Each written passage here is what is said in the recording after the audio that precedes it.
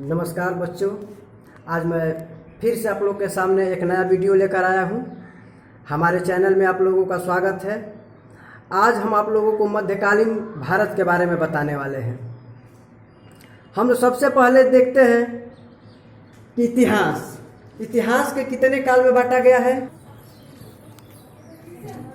इतिहास को 3 कालों में बांटा गया है। सबसे पहला क्या है? प्राचीन काल, इसके बाद मध्यकाल और लास्ट में क्या है? आधुनिक काल। अब हम देखते हैं सबसे पहले कि प्राचीन काल कब से कब तक माना गया है। प्राचीन काल को हम लोग सिंधु घाटी सभ्यता से लेकर 711 ईस्वी तक मानते हैं। आप लोग को हम ऐसा समझने के लिए बता रहे हैं कि इस प्राचीन काल को सिंधु घाटी सभ्यता से लेकर 7 से 11 ईस्वी तक मानते हैं। और इसके बाद मध्यकाल आता है। मध्यकाल कब से कब तक होगा? तो 712 ईस्वी से लेकर 1707 ईस्वी तक। कब तक होगा? 712 ईस्वी से 1707 ईस्वी तक, यानी औरंगजेब की मृत्यु तक। इसके बाद आधुनिक काल आता है। तो आधुनिक काल कब से कब तक होता है? 1708 से लेकर स्वतंत्रता संग्राम तक, यानी आज़ादी तक, 1947 ईस्वी तक। सबसे पहले अब हम इसको देखते हैं। अब क्वेश्चन आता है कि भारत पर सबसे पहले किस मुसलमानों ने आक्रमण किया, उसका नाम क्या था? तो हम देखते हैं, ऐसा क्वेश्चन बार बार आता है कि भारत पर सबसे पहले आक्रमण करने वाला मुस्लिम शासक कौन था। इसमें हम लोग देखते हैं 712 ईस्वी में मोहम्मद बिन कासिम ने सिंध पर आक्रमण किया था। जिस समय वो सिंध पर आक्रमण किया था, उस समय सिंध का राजा शासक दाहिर था। अब देखते हैं कि मोहम्मद बिन कासिम सिंध पर आक्रमण क्यों किया। अब क्वेश्चन आता है, इसका भी 2 कारण था। मोहम्मद बिन कासिम सिंध पर आक्रमण इसलिए किया क्योंकि सिंध में देवल नामक एक बंदरगाह था, जिस पर अरब के जहाज़ों को लूटा गया था। अरब के जहाज़ों को देवल बंदरगाह पर लूटा गया था। और ये जो मोहम्मद बिन कासिम है, ये अरब के रहने वाले थे। तो इन्होंने क्यों यहाँ आए? तो लुटेरों को दंडित करने के लिए। उसके बाद दूसरा कारण अब आता है। पहला कारण तो आप लोग को समझ में आ गया होगा बिल्कुल, कि सिंध में देवल नामक जो बंदरगाह है, उस बंदरगाह पर अरब के जहाज़ों को लूटा गया था।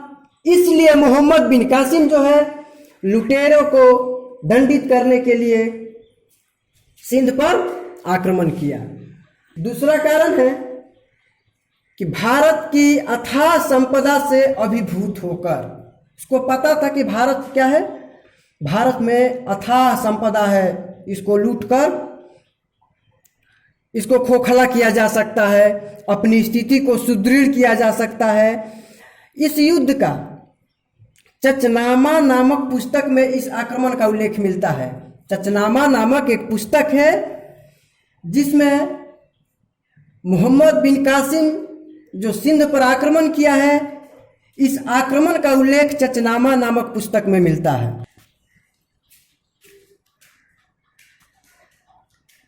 अब देखते हैं कि मोहम्मद बिन कासिम ने क्या किया था। तो पहला मुस्लिम शासक था जो जजिया कर लगाया था। अब सवाल आता है कि ये जजिया कर क्या होता है। तो जजिया कर एक धार्मिक कर है। जजिया कर क्या है? एक धार्मिक कर है जो गैर मुस्लिमों पर लगाया जाता था। जजिया कर क्या है? एक धार्मिक कर है जो गैर मुस्लिमों पर लगाया जाता था। तो ये जजिया कर लगाने वाला मुस्लिम शासक कौन है? मोहम्मद बिन कासिम। सबसे पहले जजिया कर कौन लगाया था? तो मोहम्मद बिन कासिम ने। अब सवाल आता है कि ये जजिया कर लगाया था, तो ये जजिया कर हटाने वाला भी मुस्लिम शासक था। तो ये हटाने वाला मुस्लिम शासक कौन हुआ? अकबर। अकबर इस जजिया कर को 1564 ईस्वी में हटा दिए थे। अब देखिए इस जजिया कर को पुनः औरंगजेब लागू कर दिया था 1679 ईस्वी में। अब देखते हैं कि मोहम्मद बिन कासिम के शासन के बाद भारत पर कौन आक्रमण करता है। मोहम्मद बिन कासिम के आक्रमण के बाद अल्पतगीन का आक्रमण हुआ और ये अल्पतगीन यामनी वंश के संस्थापक थे। अल्पतगीन कौन थे? यामनी वंश के संस्थापक थे, जो कहाँ से आए थे? अफगानिस्तान से। अफगानिस्तान से आए थे और इनका पुत्र का नाम क्या था? सुबुक्तगीन। अल्पतगीन का पुत्र का नाम क्या था? सुबुक्तगीन। और सुबुक्तगीन का पुत्र महमूद गजनवी हुए, जो 997 ईस्वी में भारत पर आक्रमण किए।